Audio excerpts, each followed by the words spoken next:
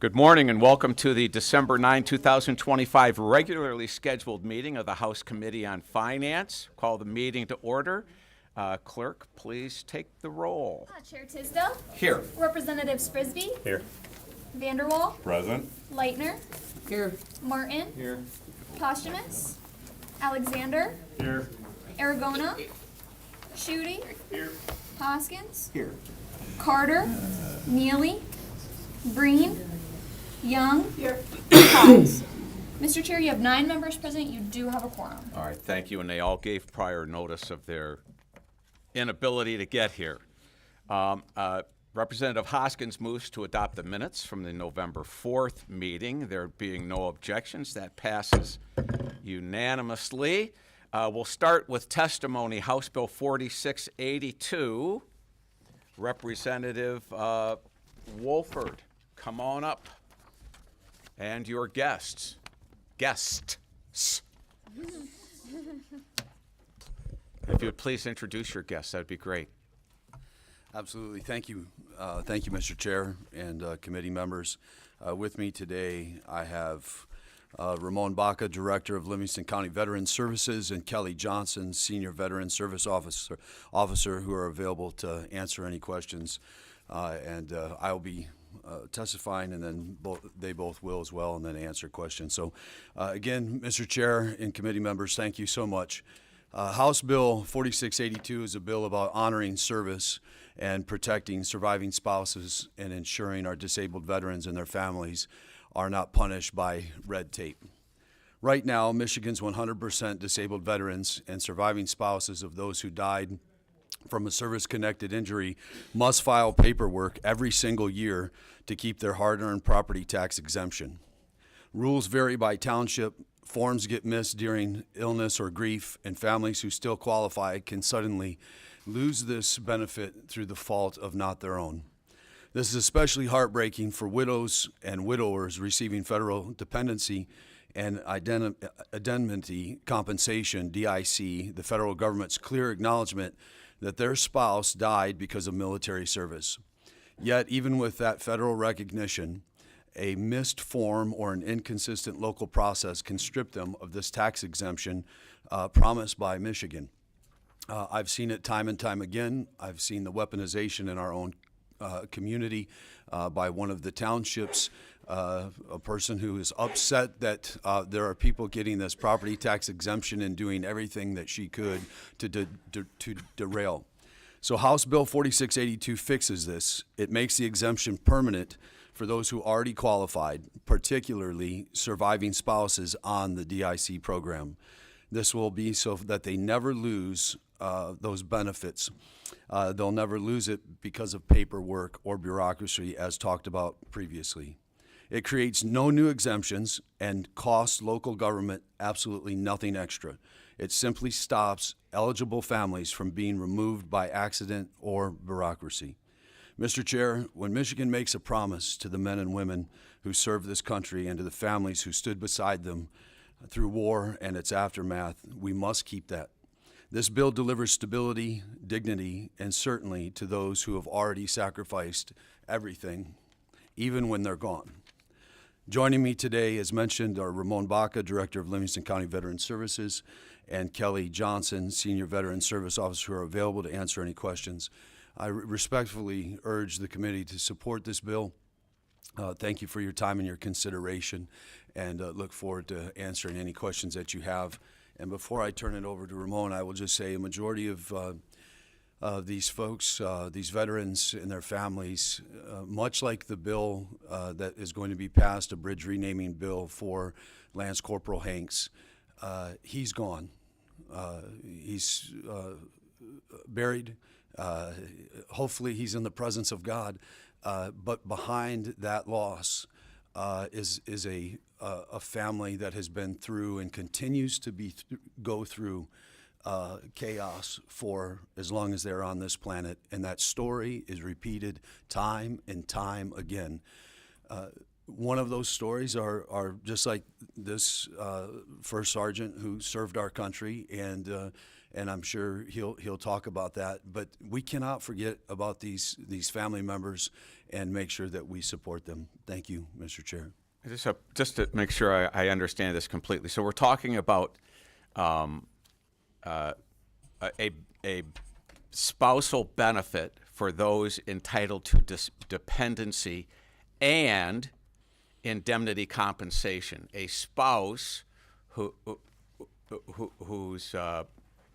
husband or wife, veteran, passes away from an affliction incurred during active duty would be due indemnity compensation. And that's a part of this definition. Absolutely, and the simpleness of it is just making sure that they don't get lost in having to file paperwork every year, or those trying to change unlawfully what they need to submit. This would fix that going forward. Okay. Ramon, Free to go speak, ahead. sir. Yeah. Yes, sir. Good morning, everyone. Thanks for having me. Let me move over a little bit. So, under existing law, a surviving spouse may qualify for the disabled veteran property tax exemption only if the veteran held a 100% permanent total disability rating or equivalent through the individually unemployability during their lifetime. This framework excludes surviving spouses whose veterans died as a direct result of a service-connected condition, but who were not rated at the time of death at 100%. The U.S. Department of Veterans Affairs grants dependency and indemnity compensation to surviving spouses under the following conditions.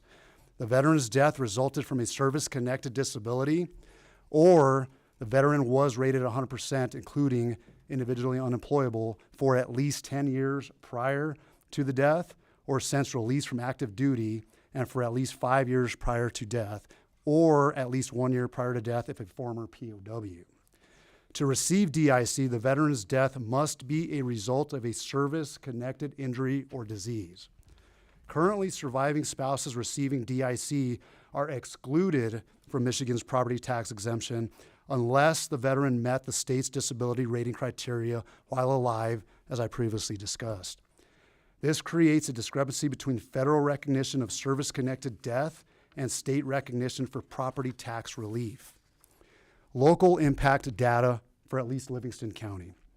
Approximately 200 DIC awards have been processed through our office since 2019.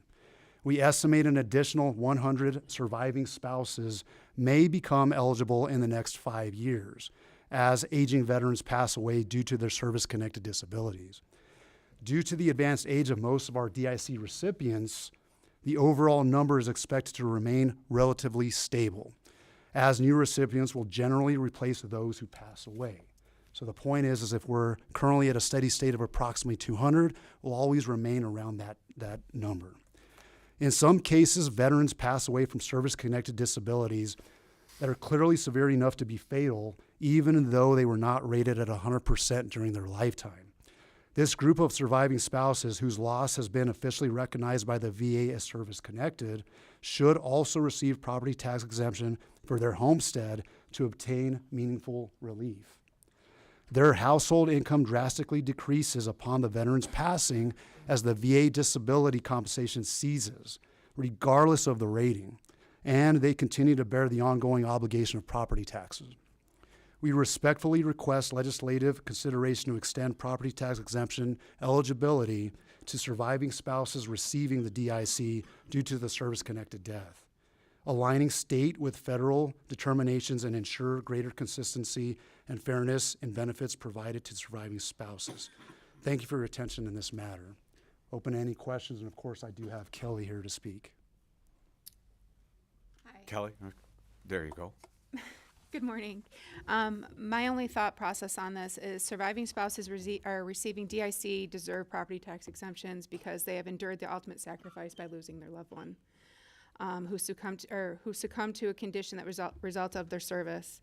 The financial and emotional burden that follows is profound. When a veteran passes, there are instances when the veteran's disability rating at the time of death is not adequate reflection of severity of service-connected conditions.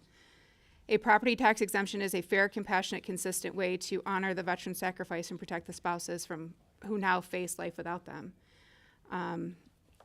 Basically, with this, if you don't know much about the DIC program, as Ramon kind of summed up for you, a veteran has to be service connected at 100% to get the property tax exemption. Now, with that being the case, it might not be a connection that is severe that's going to take their life, but it's an exemption that they get. Where if you have a veteran who passes of a illness that ultimately took their life but didn't get them the 100%, I don't see that being fair to them that they're not eligible for that particular exemption. So I would ask that you take that into consideration. All right.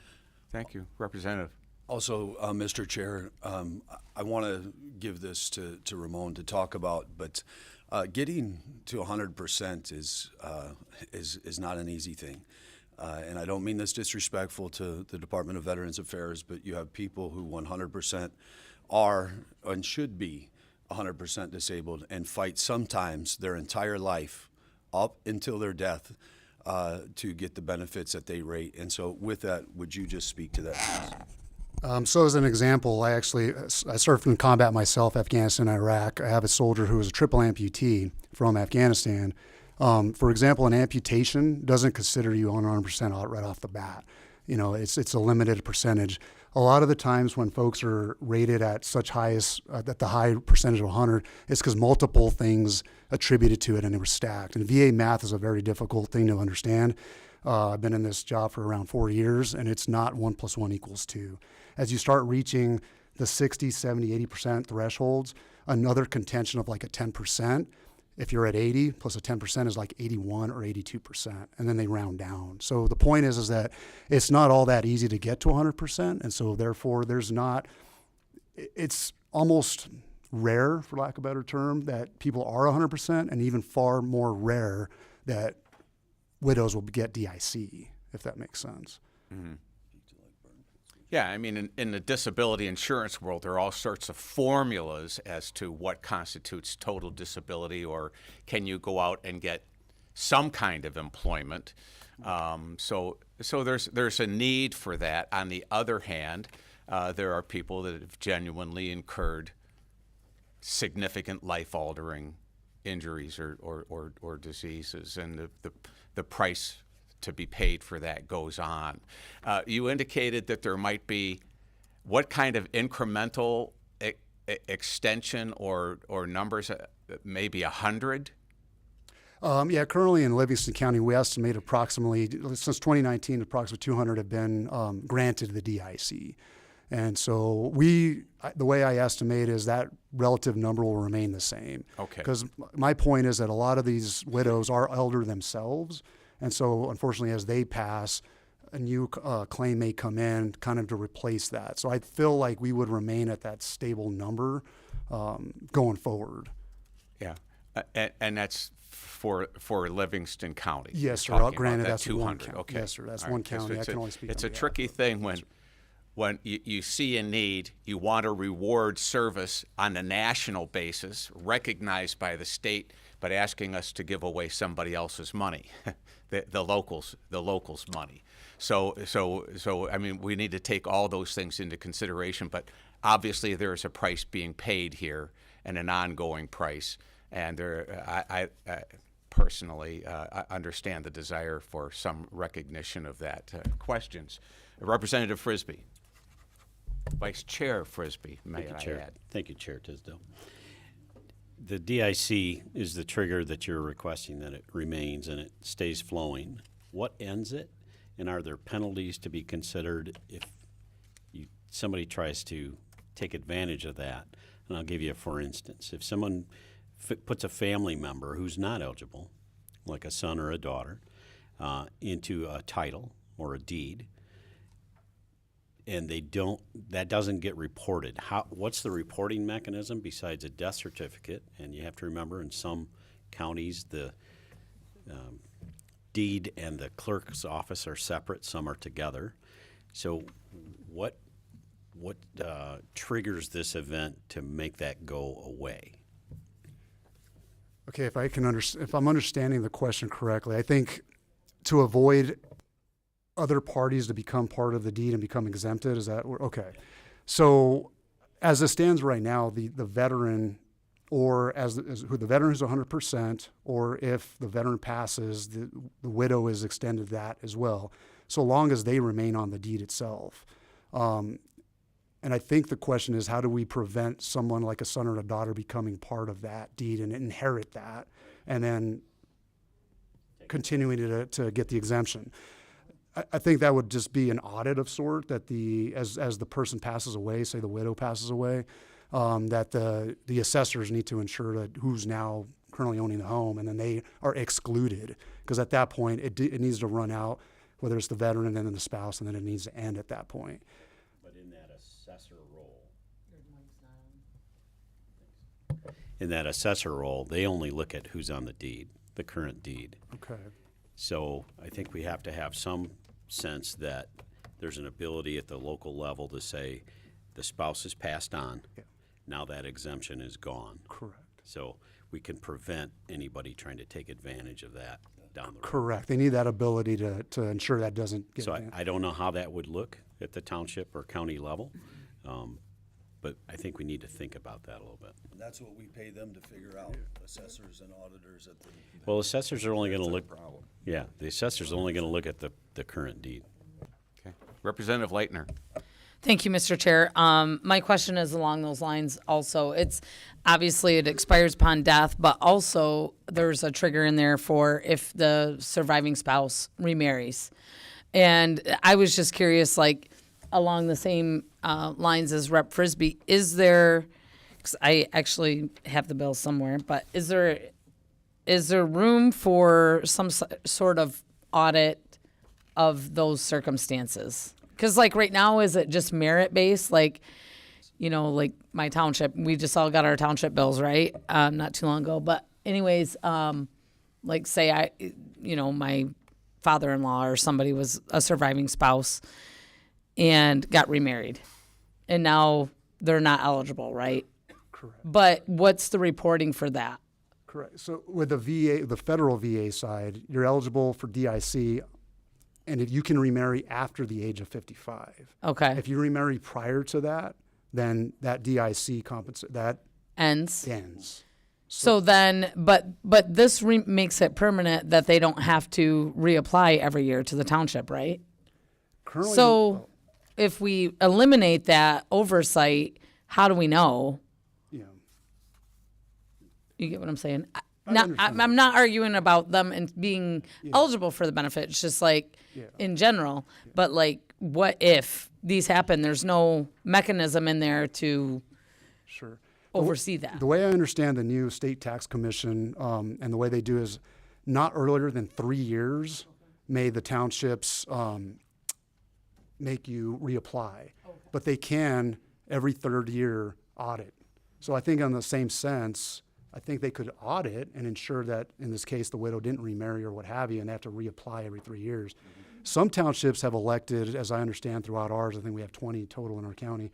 Some have elected just to forever be done with it, while others will exercise what the state tax commission has told them and do every 3 years or so. So it's just a formula of what the township wants to do. But I Okay. think it's fair to say they get audited. There's a process in place. And I think the township should be able to audit and ensure that to the point of a son or daughter doesn't get put on the deed or the spouse doesn't get remarried, and they must provide the ample documentation to prove such. Okay. And then real quick, Representative, do you know statewide about how many people this would affect? I mean, I had your Livingston numbers, just statewide about rough number? I mean, if we say 200 and we times that by how many counties we have, That's a lot. Okay. yeah, so. Thank you. It's a very small amount, considering the nearly 10 million people that are in this state and those that have paid the ultimate price for us. Representative Martin. Thank you, Mr. Chair. So surviving spouses can also purchase a new homestead qualified property. Correct. I want to make sure that they're not burdened by having to do so many business things in a sense where they're now a widow, a widower, they're buying a new property, and they go to closing. If they don't bring the closing document property tax to the city Township office, there's two ways to appropriate or proportion the prorate the taxes. I don't know why. We'd have to look into that. There should be just whatever time frame we're at this house, what the property tax is, it should be done. But there's two ways to do it. I have a constituent right now that is hit by $4,000. They expected more when they bought this new property, but there's two ways to do the proportionment. So it needs to be looked at. I want to make sure they're held harmless. I don't know if that could be included in this bill or if they have to take it up in some other way to make sure that in a difficult situation, a loss of a spouse and so forth, and they still qualify purchasing a new place and all the paperwork that goes along with that, that they're held harmless. And we're honoring that service by making it easier on them. And I want to add one other caveat. All this stuff we talk about for 100% permanent disabled, I would like to make sure the state holds the municipalities, townships, cities harmless in that, because we're patting ourselves on the back how great we're helping our veterans, but we are using somebody else's money to do that, and we should consider that. Okay, thank you very much. Let me read in some cards. Are there any, no other questions? Let me read in some cards here. Wishing not to speak but in support, Brad Ward, Michigan Realtors. Not speaking in support, Joanne Misaraka, Michigan Mortgage Lenders. Not speaking opposed, Judy Allen, Michigan Township Association. Thank you very much for coming in today. Thank you. Thank you, Mr. Chair. Thank you, committee. We're going to go at ease, and I would ask Mr. Reef and Ms. Tushman to come forward, please, to the testimony table. I'll turn this over to Vice Chair Frisbee.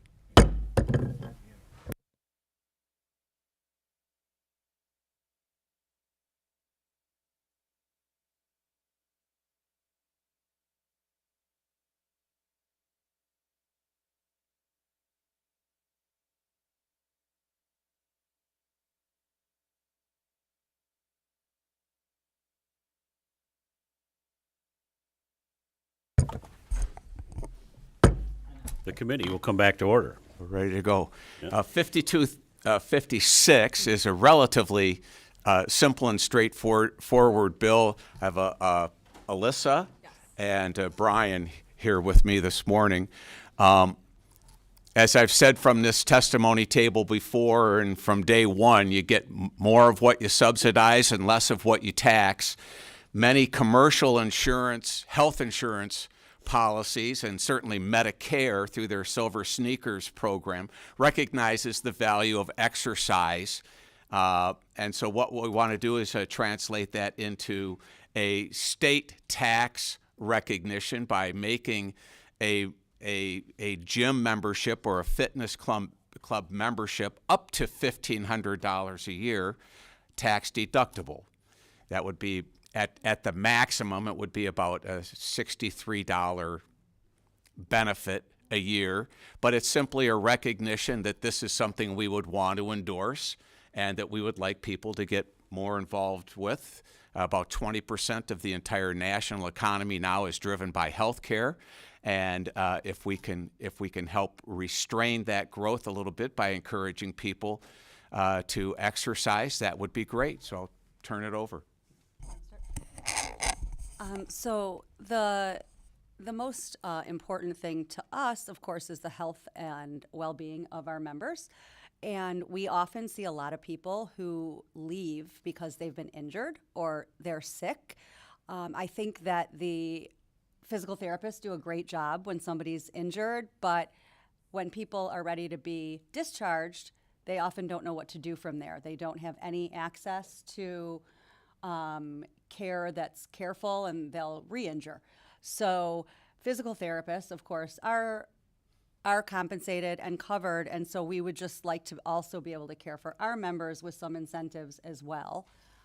There's, of course, all of the science behind, there's a lot behind cancer if you're exercising, and also diabetes, heart disease, it goes on and on. So we would like to see people energized and and coming in to move more. Sitting is the new smoking.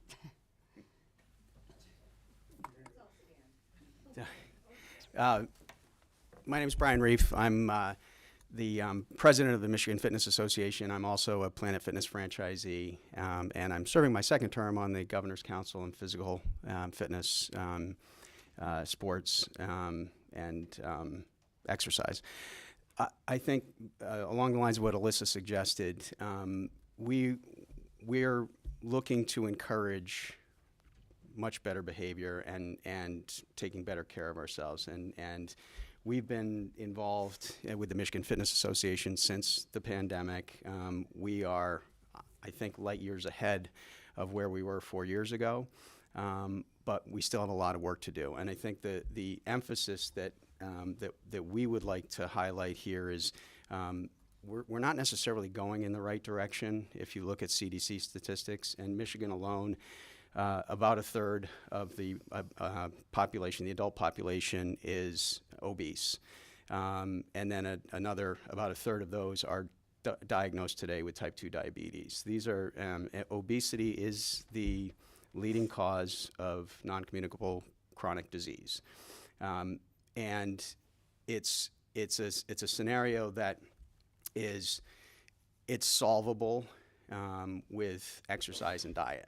And what Representative Tisdel has put together is a step in the right direction in terms of encouraging people to take better care of themselves and focusing more on lifestyle as opposed to treatment. And it's a small step in the right direction. We would certainly like to see more progress as it relates to encouraging those behaviors.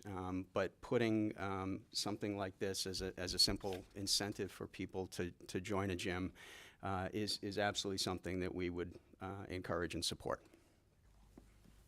Can I add one thing? Just one thing.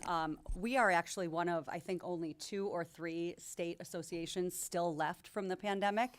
We're pretty proud of that. And I think with that, Michigan has a great opportunity to lead the charge on something like this and to getting our population more healthy. I think we could be pioneers here and do something really outstanding. And just one other thing, Brian and I actually were just discussing that GLP-1s are great and what a great step they're taking to fight disease. But without eating properly and building muscle, there come some serious disadvantages with that, and muscle loss, you can fall. I mean, there are just some serious side effects if you don't take care of your body. And again, this is not some huge giveaway. For Brian, for Planet Fitness now is what, $15 a month. So a year's worth of a benefit would be about a $7 tax credit. So it's a recognition that this is something that the state values, and just want to communicate that to the taxpayers. All right, we have some questions. Rep. VanWoerkom. Thank you, Mr. Chair, and thank you for being here. Just a couple quick questions. One, how many people, do we have record of how many people in the state of Michigan are involved in fitness centers? Do we have an estimated number? Yes, we do. If you look at national statistics, today it's about 20% of the adult population that has an active gym membership, and I think that's replicated pretty close in terms of the statistics that we track here statewide.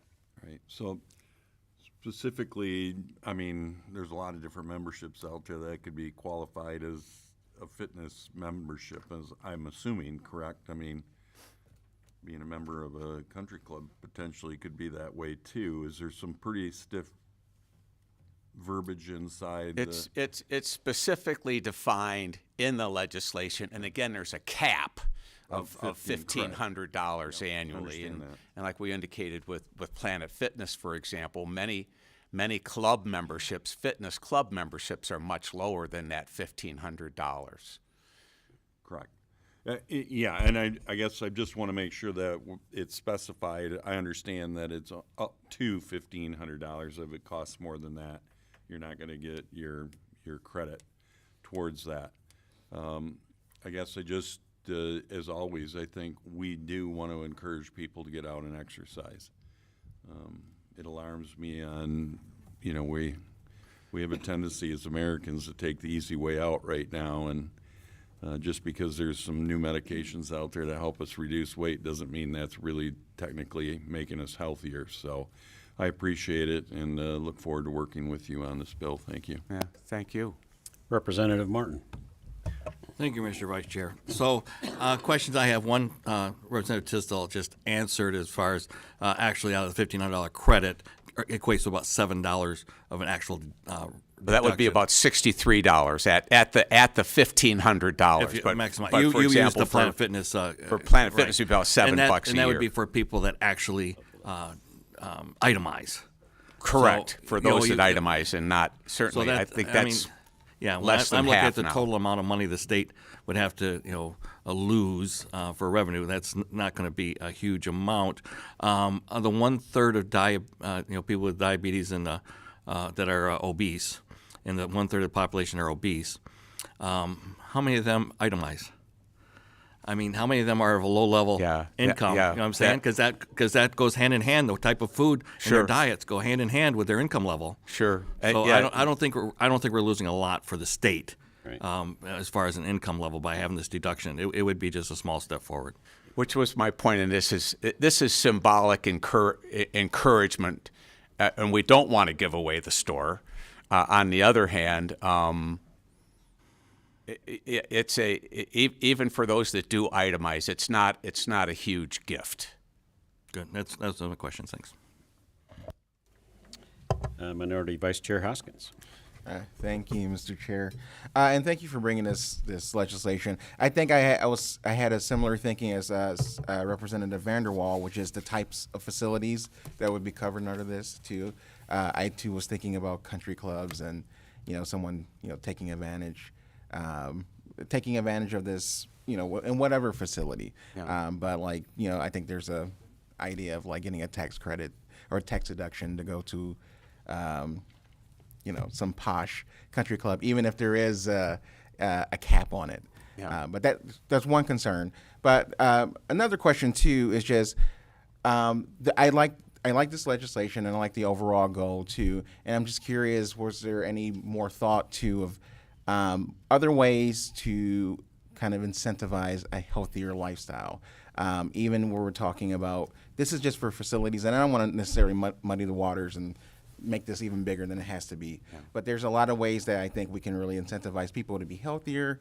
And if it's wearables, if it's you talked about the GLP-1s, for example. If there are other things, I'm just curious, was there a conversation around that too? How much time do we have? Yeah. But one thing I can tell you with the cancer research, I'm pretty loud.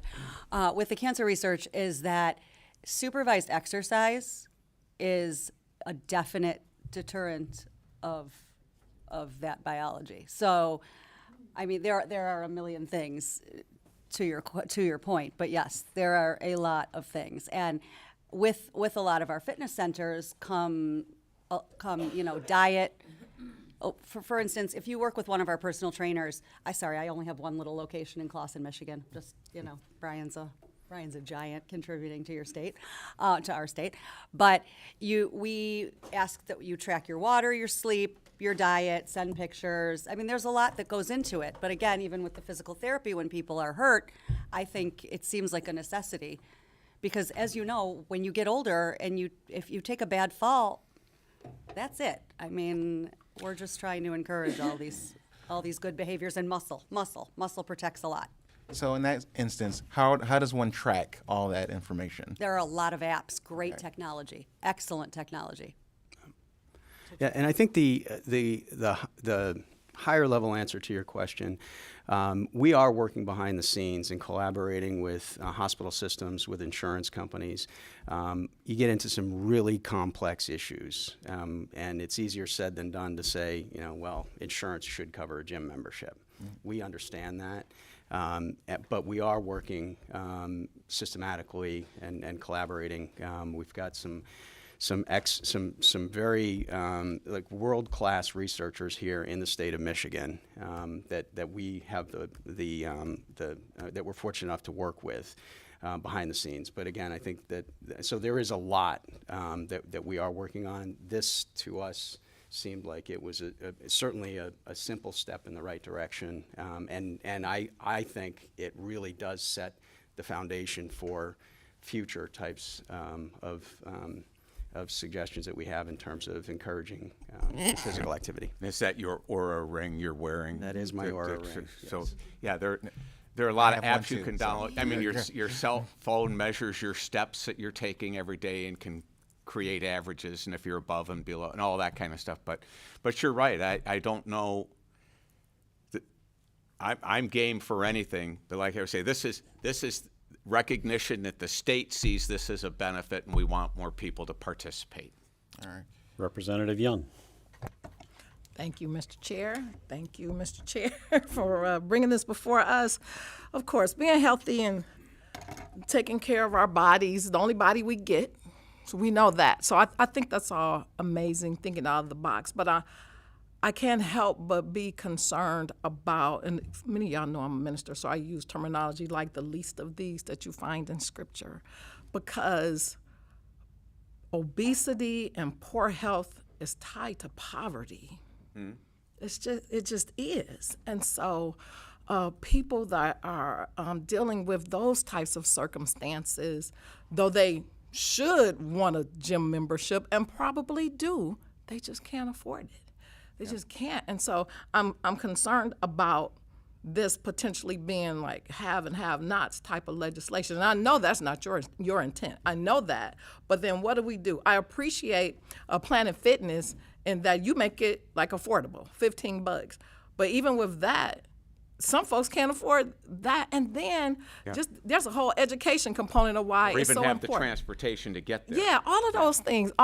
So I just wanted to lift that up. I know we're really trying to do a good thing, and thinking out the box. I don't know what Medicaid offers along those lines. I know that Medicare, through the Silver Sneakers program, Yeah, for the seniors. has some benefits for that. Many commercial insurance carriers do offer benefits for that as well, but that would not impact the lower socioeconomic. But yeah, I don't know what Medicaid offers, or if there's something that the state could introduce. Right. Well, we'll have to look at that too. Yeah, But yeah. thank you. So even I'm a breast cancer survivor. So even with breast cancer, right, there are communities that are underserved. They don't have the right access, and so in certain communities, you see the numbers for not just diagnosis but survival go way down, and it's horrible. So one thing I've noticed as a trend is that there are wonderful people in communities that maybe you would look into rewarding, who do work to get people to move, who start charities to fund people who can't afford proper treatment. I think on a community level, people are doing wonderful things, and it's heartening to see. Yeah. We'll have one question. I'm just curious, and we'll just use COVID as a baseline. Have you seen your numbers start to improve in terms of memberships? Where are they pre-COVID and post-COVID in terms of your paid membership? Sure. I mean, he has a lot more gyms, so I'd like to Yeah. have Brian answer. So for us, not going in the right direction in terms of what I thought coming out of the pandemic we would have seen. We're seeing year-over-year joins are down for us, and may or may not have to do with the GLP-1s. I think that old habits die hard, and despite going through what was a horrible pandemic, it's in the rearview mirror now. So so the numbers statistically for us, the numbers are joins this year over year are probably down about 8%, which that's discouraging. And I think to your point, everybody's expenses have skyrocketed with 30 to 40%. And so even with Planet Fitness, it's just less affordable. And so any incentive we see is a great idea to get people to move and to join to be healthier. Thank you. Any other questions from the committee? I have one. First of all, the movement is a key to staving off many things, including memory issues and dementia. And I heard you say a fall and a broken hip is a devastating. As a paramedic, I always said that could be the beginning of the end, and it is for many. So movement is a key. One question, does this bill define if you have out-of-pocket expenses is when you're eligible? So silver sneakers, for instance, and it's going to pay for a partial or a full gym membership. Are they allowed to take this deduction Well, or I not? think a deduction has to be an actual expense. Yep. So if it's paid for, you're not going to be able to show anything as an actual expense. Good point. Thank you, sir. Any other questions? All right. We'll go at ease. Thank you. Thank you. very much. Thank you. Thank you, sir.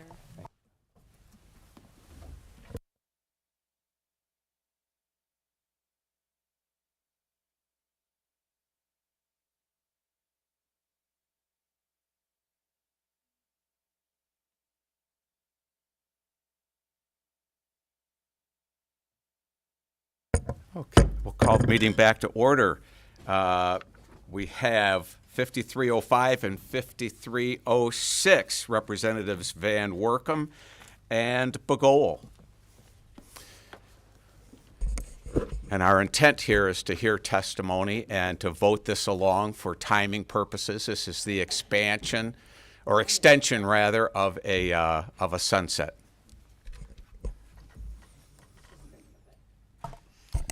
Thank you, Mr. Chair. Thank you, distinguished members of the committee. It's good to be back before what was known as the Tax Committee, but now is the Finance Committee. Chair Tisdel, my bill, House Bill 5305, would simply extend the sunset on the Commercial Redevelopment Act that is set to expire at the end of this year.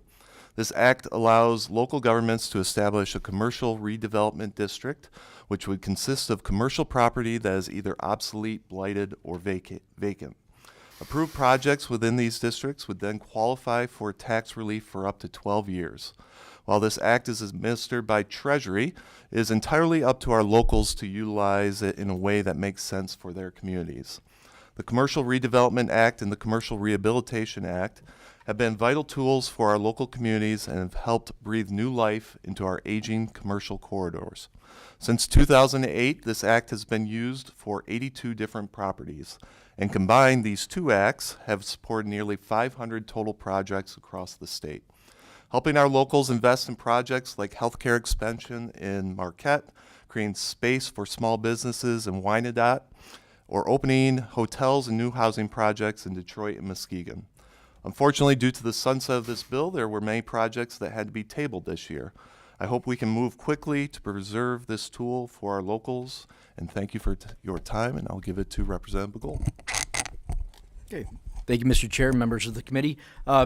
As my colleague had pointed out, this is a very valuable program, been utilized by a number of municipalities in different places to clear up a lot of blight, so they'd like to continue this, and our bill would extend the sunset until December of 2030. Okay. Any questions about Vice Chair Hoskins? Thank you, Mr. Chair. Just a quick question. Do you guys know the kind of the history of why we keep doing these sunset extensions? I mean, my community has very much taken advantage of these, and it's been fantastic for my community, my district. And so, but I know since I've worked in Lansing, I've now worked on this twice. This is the third time this has come before me, and so we keep extending it for what I think is a very good program that's been helping a lot of communities, as you both pointed out. So I'm just curious if there's been thoughts of just not doing a sunset at all and just making it permanent, making the sunset longer. Right. There certainly has been discussions of making the sunset longer, and we would certainly be open to those conversations. I think anytime you're talking about the sunsets, it's the legislative review process to make sure that the projects are working, the bill is working as intended to do. So this one, between both of our bills, has proven to be effective. So it gets maybe a lighter review than maybe some others, but there's always a different governor or different legislature that wants to review economic development and how you do economic development. So I think that's kind of the general concept of the sunsets. But I think this one has proven very well and could certainly look at maybe a 10-year if the committee or the legislature was interested in that. All right. Well, I would be interested in that, but it's up to you and the powers that be. Yeah. And that's certainly something we could address with a sub on the floor or an amendment on the floor, and that's been raised by some of the stakeholders as well. This particular go through to end, my understanding is to end the sunset would have involved multiple bills as opposed to just the extension. So for expediency, we're just doing the extension right now, but I'd be more than happy to see it go 10 years. This is maybe, we've renewed this maybe half a dozen times now. So Representative Young. I'm good. Okay, very good. Representative Breen. Thank you, Mr. Chair. I want to be a yes, but I want to clarify that there's no impact to school funding. Is that correct?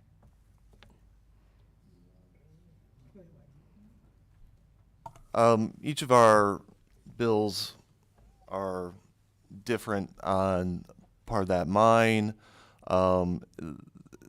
you certainly have issues that you are setting the value of the property right now. So you would get that continued dollars. It's now that you are redeveloping that property. So for up to 12 years, based on how long the local extends, I mean, you're not losing the money, but they're not gaining those dollars from that redevelopment because you are holding that property the same. So there's no cut to it. It's whether that project goes, whether then after a certain amount of time, based on how the locals do it, then you would capture those dollars. Now, in specific to my bill, there is the state education tax, which is set to be set, but the treasurer can make a decision of whether to cut that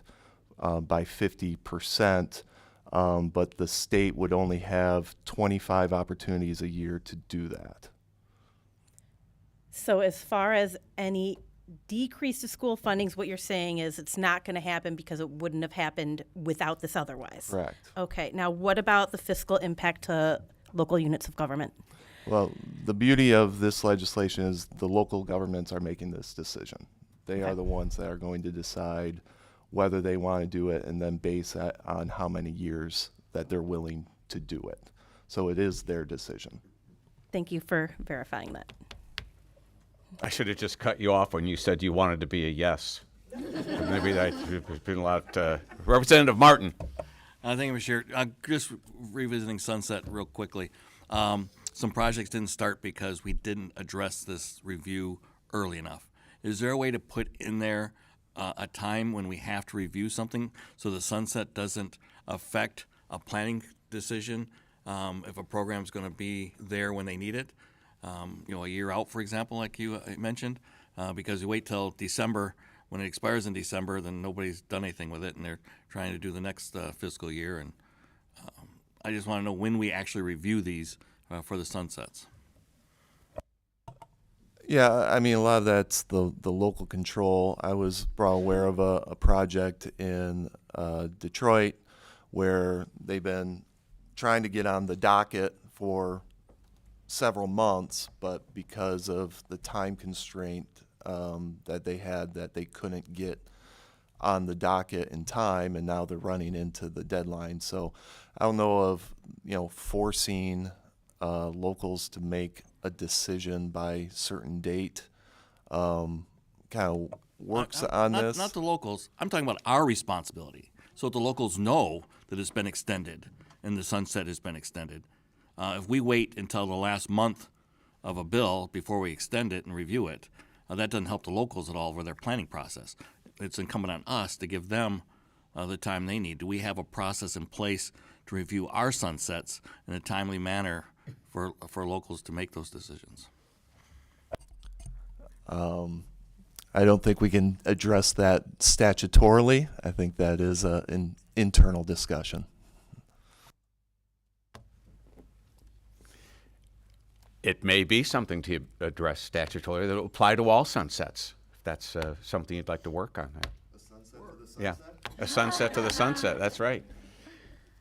No more questions. I've got some cards to read in. Not speaking in support, Patricia Herndon, Michigan Bankers. Not speaking in support, Randy Gross, Michigan Chamber. Not speaking in support, Judy Allen, Michigan Townships. Not speaking in support, Jen Rigterink. I think I even got that. I got that right. Michigan Municipal League. Not speaking in support, Peyton Hines, President CEO of Northern Lakes Economic Alliance. Not speaking in support, Sean Sorensen Abbott, Michigan Department of Treasury.